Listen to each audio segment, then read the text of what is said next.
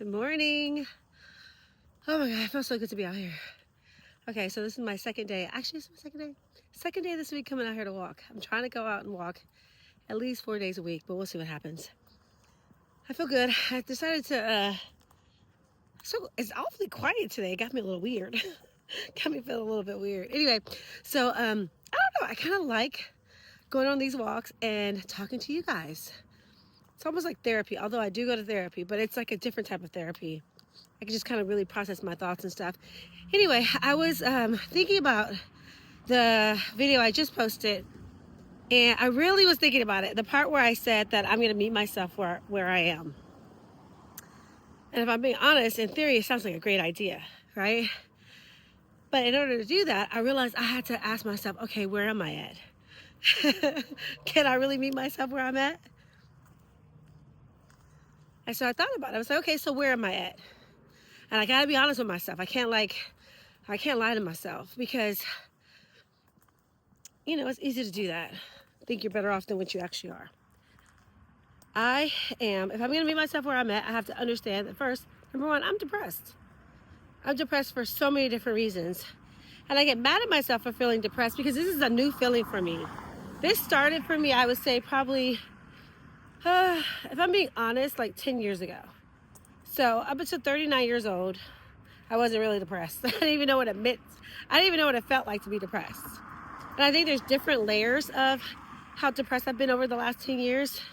And I think at 39 and around that time, I was trying to get pregnant. So I was doing a lot of fertility treatments. I was crazy. I did fertility treatments off and on for 5 years. And that was like those 5 years, I don't even remember half of it because actually I started fertility treatments at 37. I started at 37. Yeah, 5 years off and on. And if you've done fertility treatments, you know they put you on a lot of different medications. And that stuff will make you go crazy. And then try to work. You got to go to appointments. It was just insane. So I did that for 5.5 years. And when I couldn't have a child, that's really when the depression started. And then I had to mourn not being able to have a child. Because it's just so expensive. And I almost went bankrupt. So that was one part of my depression. And then being around friends and family, always asking, oh, so when are you going to have kids? And then you try to explain to them, and then they just don't get it. And then it makes it harder to be around people because you don't want to be asked the question. So that was the first part. And have I really even made peace with that? I don't know. I think at this age, at 49, I do think about it often. And parts of me, I'm like, it's kind of nice not having kids. I can get up and go, do things that I want to do and stuff like that. Okay, so I'm getting ready to walk past someone who's sitting down. I'm gonna make it like I'm on the phone. Actually, they'll be able to see my camera. Hello. Anyway, so I was just really thinking about it. Okay, I don't know who this person is. Let's see. Hold on one second, okay? And then we'll finish talking as soon as I get past. Morning. Okay, perfect. I walk past. Oh, she's so cute. I love my neighborhood. People always come out here walking. It's just so nice to see people. And I don't want anyone to feel uncomfortable with me recording. So I'm just trying to be respectful. I don't know if you were able to see her or not. But anyway, so that was the first thing. Have I really even dealt with that? So in order to meet myself where I'm at, okay, where am I at with that right now? And then the second layer of feeling depressed is I lost my mom in 2020. I have never gotten over that. I still haven't gotten over that. That's the hardest thing for me to process, that it's actually real. That right there really altered my life. I've never been the same person after she passed. And I think a big part was, we didn't necessarily have the best relationship. I always tried for us to have a good relationship, but sometimes when your parents have their own trauma, it's hard for them to connect with their kids. She loved me, she loved her kids, but never getting that closure and being able to, really make that relationship like a fantasy of mother and daughter relationship I've always wanted. So I think that part, good morning. So I think that part too was a big part of it as well. Morning. Yeah, I done made progress, guys. I didn't get shy. I said good morning. Anyway, so that's part of it. That's a big part of it. Not having my mom. I think about her every single day. And I get sad because she's not here. And I forget, even to this very day, I forget she's not here. Especially when I get around my siblings and they look like my mom. And some facial expressions I make looks like my mom. So that's part of it. And then the worst part, not the worst part, because that's pretty freaking traumatizing, but another part was, you know, I worked for this company. I'm not going to say the name of the company, but I worked for it for 3.5 years, and it was a pretty freaking traumatic experience that really just like, that job right there, whoo, that's the job. Like, even though my mom passed, I wasn't able to have kids, you know, I was still taking care of myself health-wise. But that job, woo, child, that job right there, it knocked me off my butt. Like, I wasn't sleeping. I was getting like 3 to 4 hours of sleep a night. I gained 50 pounds. Just like the PTSD. And I can't really go into it too much. The good thing is that I'm no longer there. But all of like the second half of last year, I had to process, because I wasn't there no longer in September. And so I had to process like all the trauma that I dealt with there. It really messed up my health. That's where I got high blood pressure. My blood pressure is good now. Pre-diabetic. My period stopped for a while just because of the pure stress. And it's crazy what stress does to you. So I feel like I'm finally in a space right now where I can kind of, you know, really process it and meet myself where I'm at. So that's why I'm like, in order to meet I don't know, I was on the treadmill at home and I was thinking about, okay, Frankie, what does it mean to really meet yourself where you are? Where are you at right now? So I had to really kind of like talk about what's happened to me in the last 10 years. Because sometimes hella stuff can happen to us and we don't even realize just how everything affected us, because we just try to compartmentalize it and then like try to forget about a lot of the stuff. It's not always good to forget about it. Sometimes it's good to sit in it. I know when my mom passed, I sat in the pain. I still sit in the pain. But I look back with love, like pure love for my mom and all that she did. Very beautiful woman. She just was traumatized. And trauma can make you not show up necessarily as your best version of yourself. And so meeting myself where I'm at means really looking at how those things are going to affect my life go forward. How do I want them to affect my life go forward? And giving myself grace if I have moments of sadness. Because it's going to happen. You just got to know how to deal with it and stuff. You know what I mean? Morning. Oh my God, I'm saying morning, but it's not even morning anymore.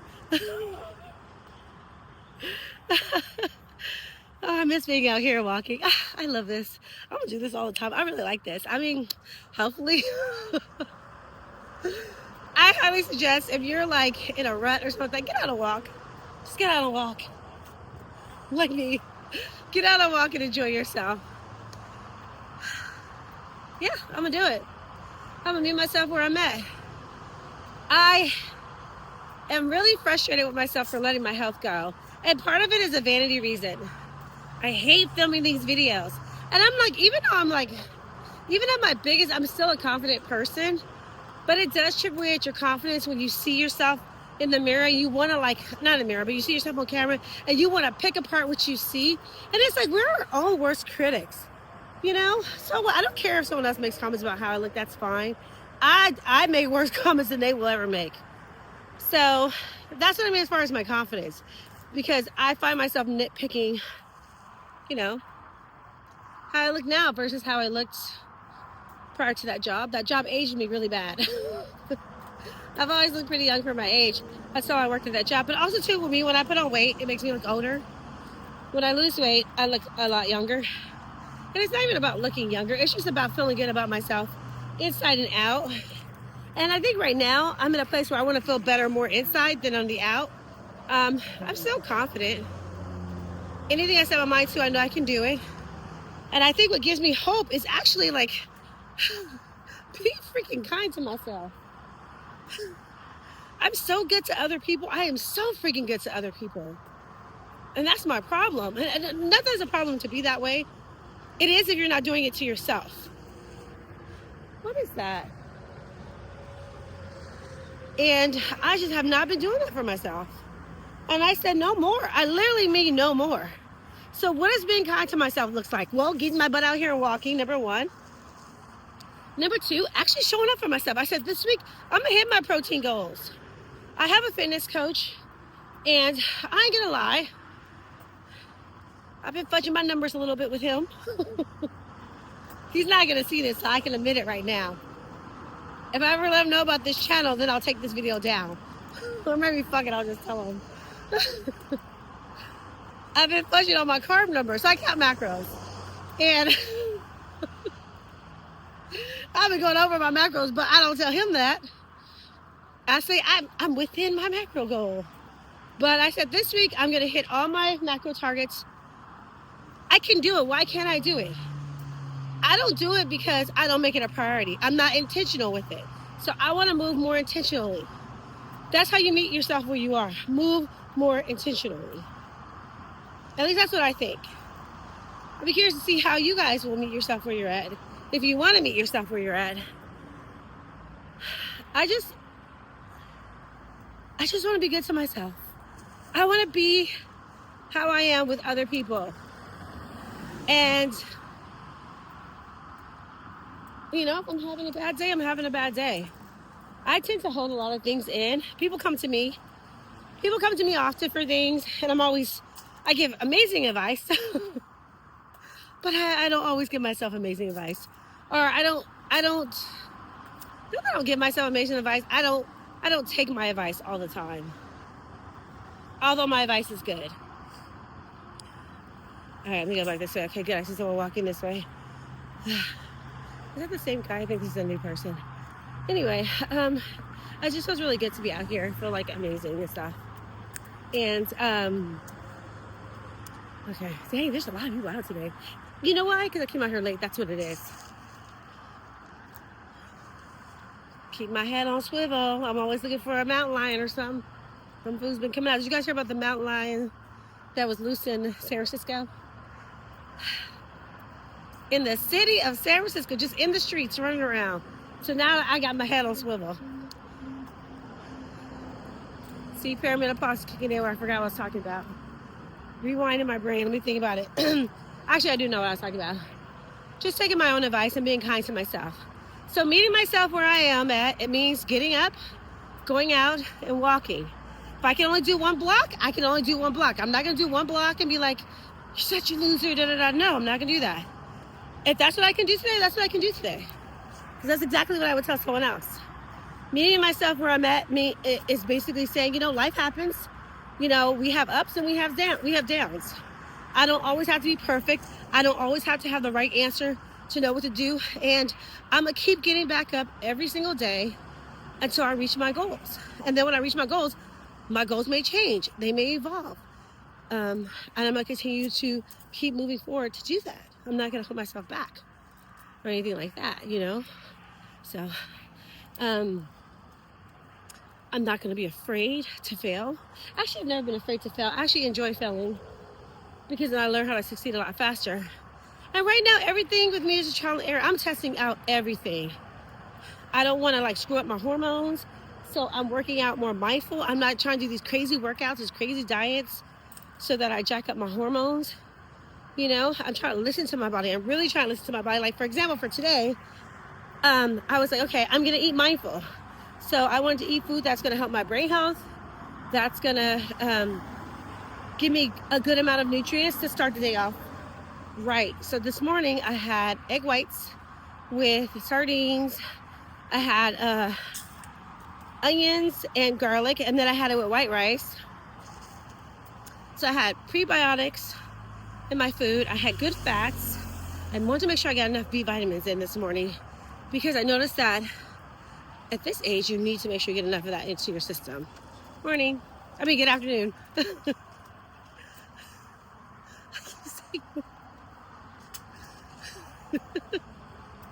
Anyway, so how long? Oh, dang, man. I've been ranting for 14 minutes. Okay, so expect more of these. I'm be ranting.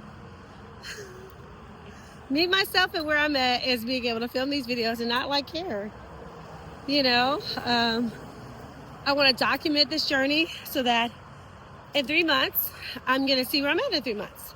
Every 3 months, I'm going to reevaluate where I'm at. At one point in time in my life, I had my own company. And what made my company successful at the time was that I didn't have a goal and just, you know, so that's my goal and that's it. I would reassess my business every 3 months to see if the strategy I had in place made sense or if I needed to evolve it. And I'm taking that same approach with myself. Okay, so let's say I get off the weight, I get healthy, I improve my numbers. Okay, that may have worked for me at that point, but does it still serve me? And then every decision I make, I'm gonna ask myself, am I meeting myself where I'm at right now? Or am I thinking about the future or holding on to the past that's driving my decision? I just want to be more mindful of everything that I do in a way. I just want to be more mindful of everything that I do so that I'm operating from a place of just really being authentically myself. A lot of times I do things that I don't want to do. It's not because I'm afraid or I don't want to rock the boat. I just do it to just, fine. You know, you guys want to do that? Okay, fine, let's do that. But I do have a strong opinion. I will, if I want to do something else, I will say that. Right? But sometimes I do it just to do it. Even if it's not necessarily something that I want to do. I feel like I've been ranting for a while. I got more sleep last night. So I've been taking this new magnesium. I actually really like it. I struggle taking magnesium only because it irritates my stomach. I have a highly, highly, highly sensitive stomach. And it's probably because of my blood type. I'm O negative. I talk about this often. My stomach's highly acidic. And so going through this time of my life, perimenopause, you know, your estrogen drops, and estrogen controls so much of your digestive system, and your digestion controls a lot of your immune health, everything with your body. So if that is out of whack, you're gonna be out of whack. So when I would take a lot of different magnesiums, I would get like indigestion. And so I didn't really want to take it because I don't like that feeling. And you take it at night, so I'm laying in bed having the indigestion feeling, and I can't really, get comfortable. So then I have to chew some I have to chew some ginger, and that usually helps. But anyway, I found one. Chat actually helped me find this one, and I like it so far. So far, I like it.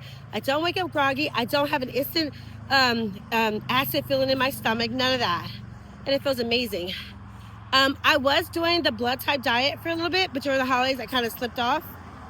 And I've been drinking more, which is bad.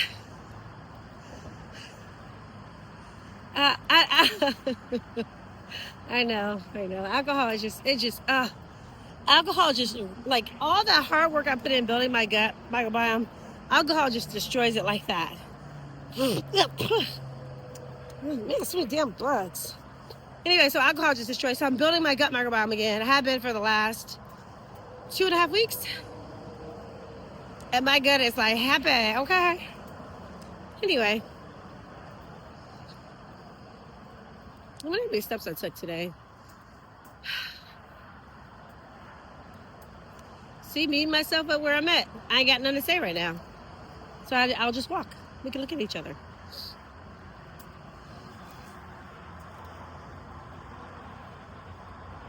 Oh, is she leaving? You know, in my neighborhood, it's very diverse. I love living in a diverse area.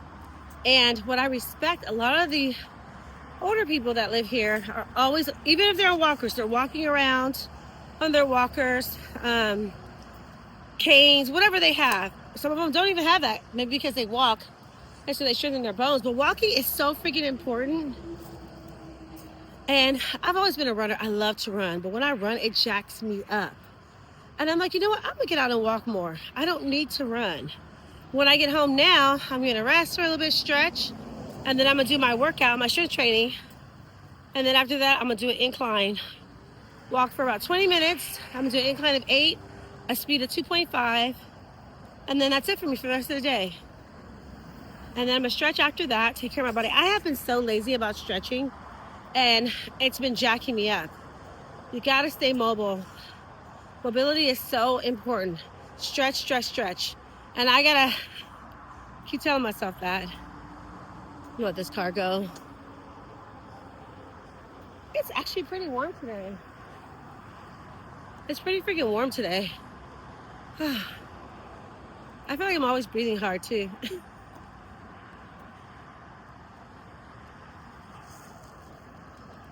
I'm excited because I got tickets for the Bruno Mars concert. I love Bruno Mars. I always get suspicious when a car like slows down. I'll be watching, you know what I'm saying? I don't like walking over in this part because it's a little secluded. So whenever you see me walk, if you ever see me turn my head around a lot, that's because I'm walking in a kind of secluded area. I know how to run though. I'm from the hood, so I know how to survive. But I gotta fight. I'm gonna fight. I don't know how I got there. Maybe I should keep my inside voice on the inside. What do you think? It feels good to be out here. What was I saying? I was talking about, oh, stretching. Yes. You want to make sure, like, if you get like say you pull a muscle or something like that, get a lacrosse ball or a tennis ball and use it to really get in there and stretch your muscles that you may have pulled or tweaked a little bit. It really, really helps. Like, as soon as I injure myself just slightly, I'll do that right away. And then I don't feel that pain the next day. I'm actually pretty good. And I also take Epsom salt baths as well. So I am going to make sure I stretch more, meet myself where I'm at, ask myself if I'm doing something, is it true to where I'm at right now, or am I doing it to please someone else? Or am I doing it because I think this is where I need to be? Because I'll tell you right now, at 49 years old, I thought I had shit all figured out. Nope. Nope, nope, nope, nope. I'm realizing I knew nothing. As much as, oh, the birds agree. Thanks. As much, you heard them? I'm like, yeah, you don't. As much as I thought I knew everything about myself, I'm realizing I don't know a lot about myself. Reaching out to my dad was something I never thought would happen. Never wanted to happen, never thought about it happening. But probably I did, and I just kept it buried down. So when I did it, it was like a release. And that gave me confidence, and it also gave me courage to like just take a leap in life in general. Hopefully it doesn't feel like a TED talk or like I'm preaching. I just wanted to rant. I really enjoy doing this. I'm gonna keep doing it. Get all these thoughts out of my head. You know, my therapist only gives me an hour. You know that, right? And they be watching the clock too. They be like, okay, so you're emotional, you're crying. Okay, so yeah, okay, so I'll see you next week. Oh, in 2 weeks? I'm like, and then I look at her, I'm like, you can't give me extra 5 minutes just to get this out?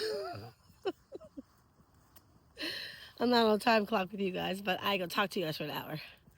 I promise not to go over 25 minutes. But today, we'll do like close to that, okay?